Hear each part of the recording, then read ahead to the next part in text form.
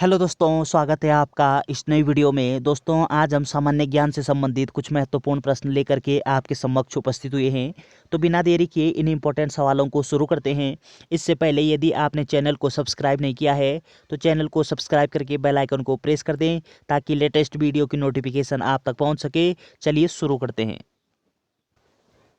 इस वीडियो का पहला प्रश्न है, भारत में संविधान दिवस कब मनाया जाता है?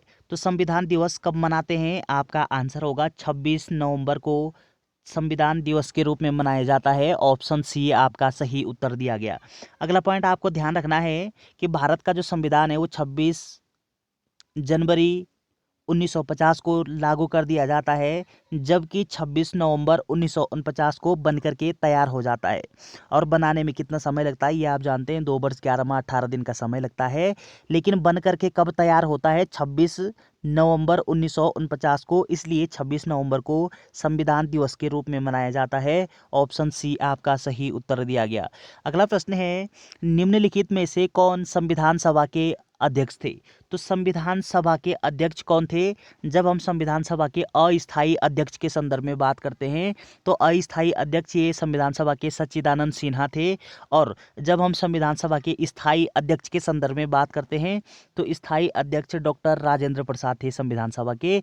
लेकिन जब हम डॉक्टर अंबेडकर के संदर्भ में बात करते हैं तो संविधान सभा की यानी संविधान की जो प्रारूप समिति है, उस प्रारूप समिति के अध्यक्ष कौन थे? Doctor B R Ambedkar. और इस प्रारूप समिति में कुल कितने सदस्य थे? 7 सदस्य थे, 6 सदस्य और एक अध्यक्ष डॉक्टर अंबेडकर। तो ये पॉइंट आपको ध्यान रखना है। संविधान सभा के अध्यक्ष के तौर पे अगर स्थायी अध्यक्ष बोले तो आपका सही उत्तर होगा ऑप्शन डी राजेंद्र प्रसाद। चलिए अगला प्रश्न है, भारत का सर्वोच्च कानून किसे कहा जाता है? तो भारत का सर्वोच्च कानून क्या है? भारतीय संविधान है। ऑप्शन ए आपका सही उत्तर दिया गया। और भारतीय संविधान के संदर्भ में आपको क्या जानकारी रखनी है कि भारत के संविधान में कितने अनुच्छेद हैं? आप बोलोगे अनुच्छेद 395 हैं इसमें। और कितनी अनुसूचियां हैं? 12 इसमें अनुसूचियां हैं। भागों की संख्या कितनी है? 22 इसमें भाग हैं।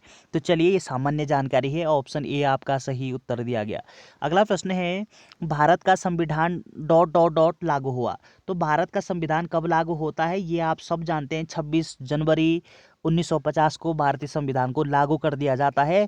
लेकिन अगर ऑप्शन इस तरीके से हो तब आपका सही उत्तर होगा 26/1/1950 को। ऑप्शन ए आपका सही उत्तर दिया गया। अगला पॉइंट ध्यान रखना है कि भारतीय संविधान लागू होता है 26 जनवरी 1950 को, बनकर के तैयार होता है 26 नवंबर 1949 को।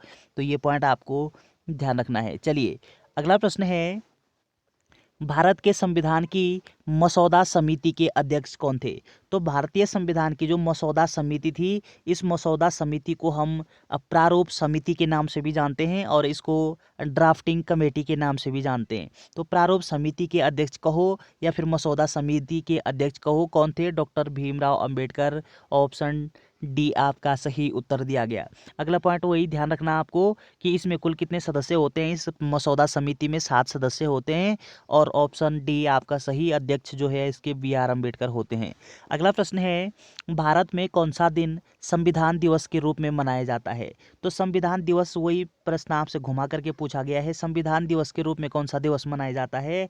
आपका आंसर होगा 26 नवंबर को। ऑप्शन ए आपका सही उत्तर दिया गया।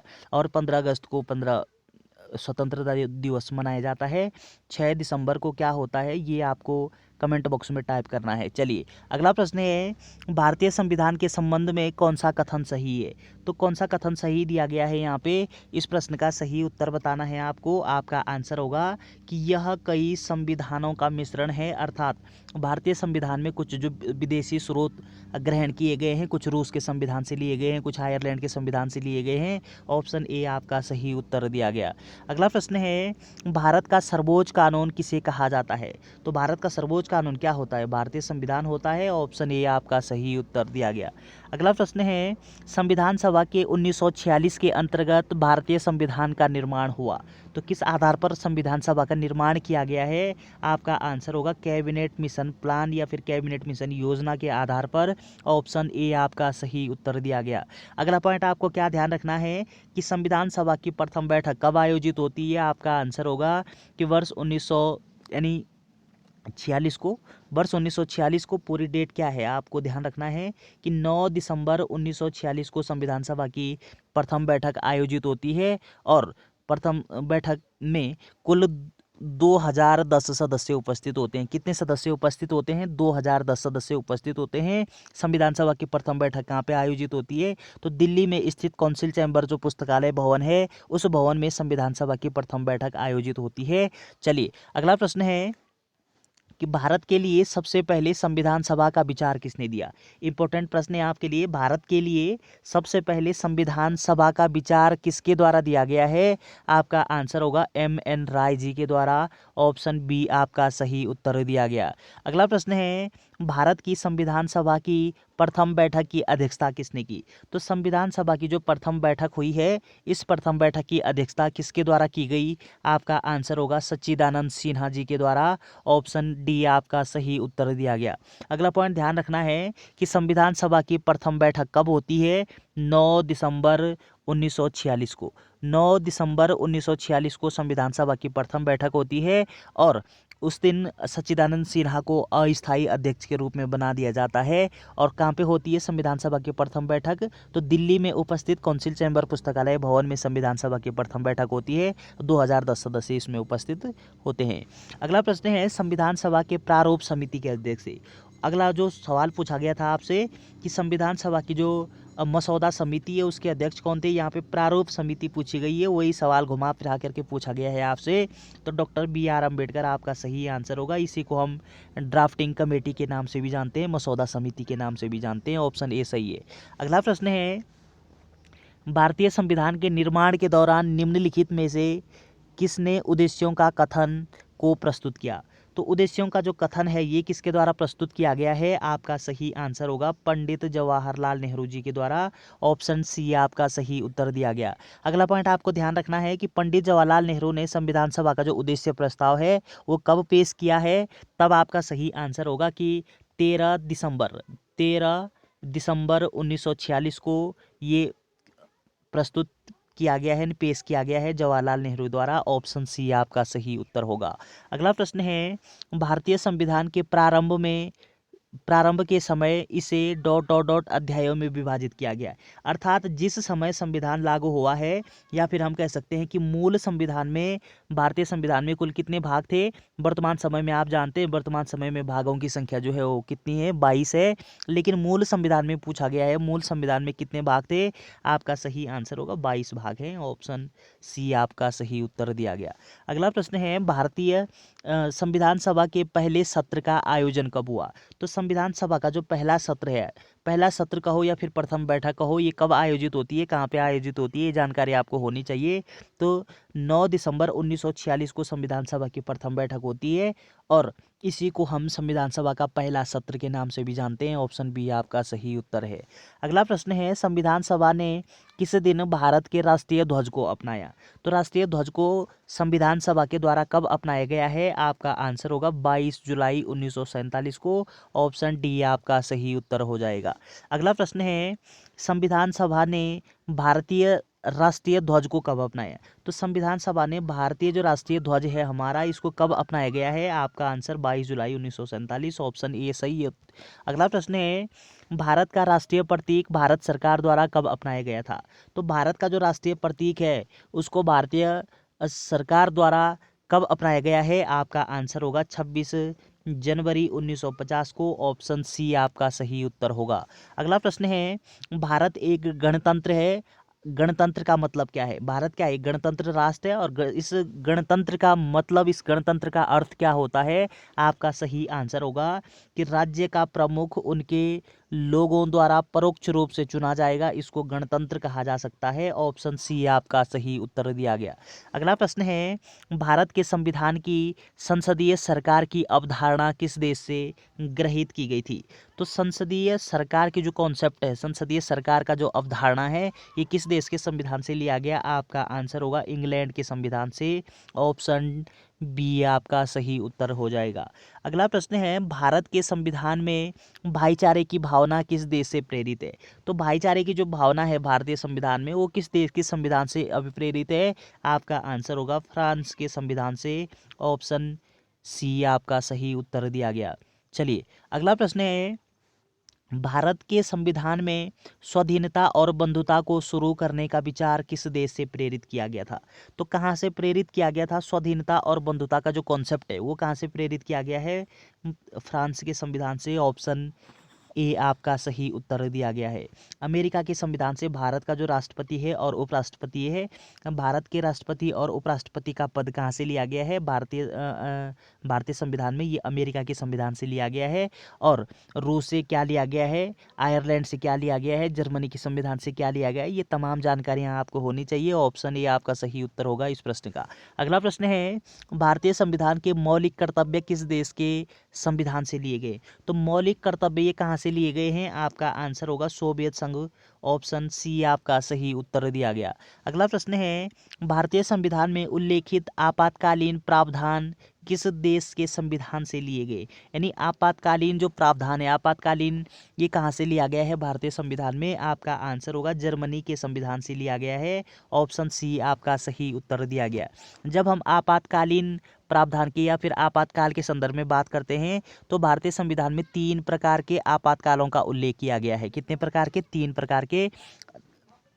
और उन 3 प्रकार के कौन कौन से हैं? 3 प्रकार के, नंबर 1 है आपका राष्ट्रीय आपात, नंबर 1 है आपका राष्ट्रीय आपात, नंबर 2 है आपका राष्ट्रपति शासन, नंबर 3 है आपका वित्तीय आपात। तो ये जो राष्ट्रीय आपात है, राष्ट्रीय आपात का उल्लेख ये भारतीय संविधान के अनुच्छेद 352 में किया गया है। किस अनुच्छेद में है? अनुच्छेद 352 में राष्ट्रीय आपात का उल्लेख किया गया है। अनुच्छेद 356 में, ध्यान रखिएगा, अनुच्छेद 356 में राष्ट्रपति शासन का प्रावधान किया गया है और अनुच्छेद 360 में ये वित्तीय आपात का प्रावधान किया गया है और जर्मनी के संविधान से अभिप्रेरित है। ऑप्शन सी आपका सही उत्तर दिया गया। अगला प्रश्न है, डॉट डॉट 1949 में भारत का हिस्सा बना था। तो क्या बना था? आपका आंसर होगा त्रिपुरा। ये भारत का हिस्सा कब बनता है? 1949 को। ऑप्शन डी आपका सही उत्तर दिया गया। अगला प्रश्न है, भारतीय संविधान के कौन सा भाग केंद्र शासित प्रदेशों से संबंधित है? तो भारतीय संविधान का वो कौन सा भाग है जो केंद्र शासित प्रदेशों, अर्थात जिसको हम संघ राज्य क्षेत्र के नाम से भी जानते हैं, कौन सा संबंधित है इससे? आपका आंसर होगा ऑप्शन ए आपका सही उत्तर दिया गया है। चलिए, ये आप जानते हैं कि 22 भाग हैं, तो 22 भागों में भाग 1 में किसका उल्लेख है? भाग 2 में नागरिकता का उल्लेख है, भाग 3 में आपके मूल अधिकार का उल्लेख है, भाग 4 में आपका, भाग 4 का जो क है, भाग 4 में आपका नीति निर्देशक तत्वों का उल्लेख है, भाग 4 में भाग 4 के क में आपका मौलिक कर्तव्यों का उल्लेख है। तो इस तरीके से आपका जो केंद्र शासित प्रदेशों का उल्लेख, ऑप्शन ए आपका सही उत्तर दिया गया। अगला प्रश्न है, 21 जनवरी 1972 को का गठन किया गया था। तो 21 जनवरी 1972 को किसका गठन हुआ था? आपका आंसर होगा मेघालय का गठन। ऑप्शन सी सही उत्तर हो जाएगा। अगला प्रश्न है, सिक्किम भारत का एक राज्य बना था। भारत यानी भारत में वर्तमान समय में कुल कितने राज्य हैं? 28 राज्य हैं वर्तमान समय में। तो जो सिक्किम राज्य है ये कब बना है राज्य? आपका आंसर होगा वर्ष 1975 में। ऑप्शन ए आपका सही उत्तर होगा। अगला प्रश्न है, किस वर्ष गोवा को महाराष्ट्र के साथ विलय करने का विकल्प दिया गया था? तो ये दिया गया था 1967 में। ऑप्शन बी आपका सही उत्तर दिया गया। अगला प्रश्न है, भारतीय संघ की आधिकारिक भाषाओं का उल्लेख भारत के संविधान की किस अनुसूची में किया गया? तो भारतीय संविधान में भाषाओं का जो उल्लेख है वो किस अनुसूची से संबंधित है? आपका आंसर होगा 8वीं अनुसूची से। ऑप्शन बी आपका सही उत्तर दिया गया। तो वर्तमान समय में भारतीय संविधान में कुल कितनी अनुसूचियां हैं? आपका आंसर होगा 12 अनुसूचियां हैं वर्तमान समय में। और इन 12 अनुसूचियों में से 8वीं जो अनुसूची है इसमें भाषाओं का प्रावधान किया गया है। और भारतीय संविधान में वर्तमान समय में कुल कितनी भाषाओं को मान्यता प्राप्त है? आपका आंसर होगा 22 भाषाओं को। चलिए अगला प्रश्न है, भारत के संविधान में किस अनुच्छेद में शिक्षा के अधिकार की व्याख्या की गई है? तो शिक्षा के अधिकार की व्याख्या ये किस अनुच्छेद में की गई है? आपका आंसर होगा अनुच्छेद 21 के ए में। यहाँ पे निःशुल्क यानी 6 से 14 वर्ष के जो बच्चे हैं उनके लिए निःशुल्क व अनिवार्य शिक्षा का प्रावधान किया गया है। ऑप्शन डी आपका सही उत्तर होगा। अगला प्रश्न है, भारतीय संविधान का भाग 2 निम्नलिखित में से किसके बारे में उल्लेख करता है? यानी संविधान के भाग 2 में किसका उल्लेख है? आपका आंसर होगा नागरिकता का उल्लेख है भाग 2 में। भाग 2 ये कहाँ से कहाँ तक है? आपका आंसर होगा कि अनुच्छेद 5 से लेकर के अनुच्छेद 11 तक भाग 2 का उल्लेख किया गया है। तो ये जानकारी आपको होनी चाहिए। ऑप्शन ए आपका सही उत्तर होगा। अगला प्रश्न है, भारत के संविधान में मौलिक अधिकारों को पारित करने का विचार किस देश के संविधान से प्रेरित था? तो इस प्रश्न का सही आंसर होगा आपका अमेरिका। ऑप्शन डी आपका सही उत्तर दिया गया है। यानी अमेरिका के संविधान से क्या ग्रहण किए गए हैं? हमारे जो मौलिक अधिकार हैं। और अगला पॉइंट ध्यान रखना है, वर्तमान समय में भारत के नागरिकों के या फिर देश के जो नागरिक हैं उनके लिए कितने मौलिक अधिकार हैं? आपका आंसर होगा कि 6 मौलिक अधिकार हैं वर्तमान समय में। मूल संविधान में 7 मौलिक अधिकार थे, किंतु संपत्ति का जो अधिकार है इसको कानूनी अधिकार बना दिया गया है और उस संपत्ति के अधिकार को अनुच्छेद 300 के क में रखा गया है। और वर्तमान समय में नागरिकों के लिए कितने मौलिक अधिकार हैं? 6 मौलिक अधिकार हैं, अमेरिका से अभिप्रेरित है। चलिए अगला प्रश्न है, भारतीय संविधान का भाग 3 किस विषय से संबंधित है? तो भाग 3 में किसका प्रावधान किया गया है? आपका आंसर होगा मौलिक अधिकारों का प्रावधान भाग 3 में है। नागरिकता का जो प्रावधान है ये आपका भाग 2 में हो जाएगा। संघ और उसके प्रांत ये इसका जो प्रावधान है वो भाग 1 में हो जाएगा। और प्रस्तावना, ये प्रस्तावना भारत की जो प्रस्तावना है, हम भारत के लोग भारत को एक संपूर्ण प्रभुत्व ... 26 नवंबर 1949 को भारतीय संविधान अंगीकृत किया जाता है। ये भारतीय संविधान की क्या है? प्रस्तावना है। अगला पॉइंट, सब प्रस्तावना से संबंधित आपको क्या ध्यान रखना है कि संविधान की आत्मा किसको कहा जाता है? प्रस्तावना को संविधान की आत्मा कहा जाता है। लेकिन डॉक्टर अंबेडकर जी ने संविधान की जो आत्मा है वो आपके अनुच्छेद 32 को कहा था। किसको कहा था? अनुच्छेद 32 को कहा था।